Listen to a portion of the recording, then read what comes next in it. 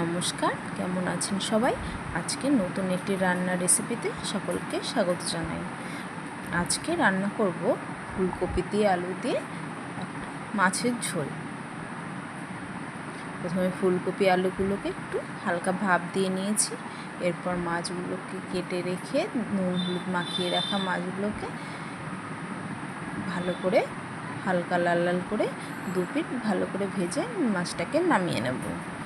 এরপর ওই তেলে সেদ্ধ করে রাখা যে ফুলকপিগুলো ছিল সেগুলোকে ভেজে নেব হালকা লাল লাল করে। ফুলকপিগুলো ভাজা হয়ে এসেছে, এবার নামিয়ে দেব। এরপর ওই তেলের মধ্যে সামান্য আরেকটু কিছুটা পরিমাণ তেল দিয়ে তাতে জিরে ফোড়ন দিয়ে লম্বা লম্বা করে কেটে রাখা হালকা ভাপ দিয়ে নেওয়া আলুগুলো ভেজে নেব।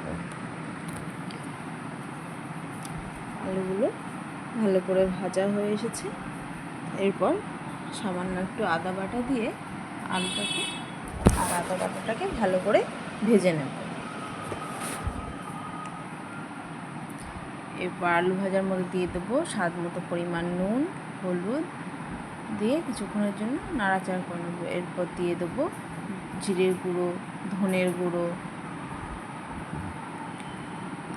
সামান্য জল দিয়ে দেবো যাতে শুকনো মশলাটা কড়াইয়ের সাথে লেগে না যায়। কাঁচা লঙ্কা বাটা দিয়ে কিছুক্ষণের জন্য কষিয়ে মাছের ঝোলের জন্য পরিমাণ মতো জল দিয়ে ফুলকপি আলু দিয়ে ফুটিয়ে নেব। এরপর ভেজে রাখাগুলো মাছগুলোকে দিয়ে ঝোলটা একটু ফুটতে শুরু করলেই ভালো করে ফুটলে এখন নামিয়ে নেব। আমার আজকে এই সিম্পল মাছের ঝোলের রেসিপিটি আপনাদের কেমন লাগলো একটা কমেন্ট করে জানাবেন।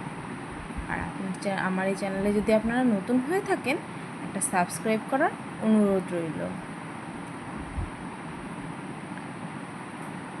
আর আমার এই রান্নাটি দেখার জন্য অসংখ্য ধন্যবাদ।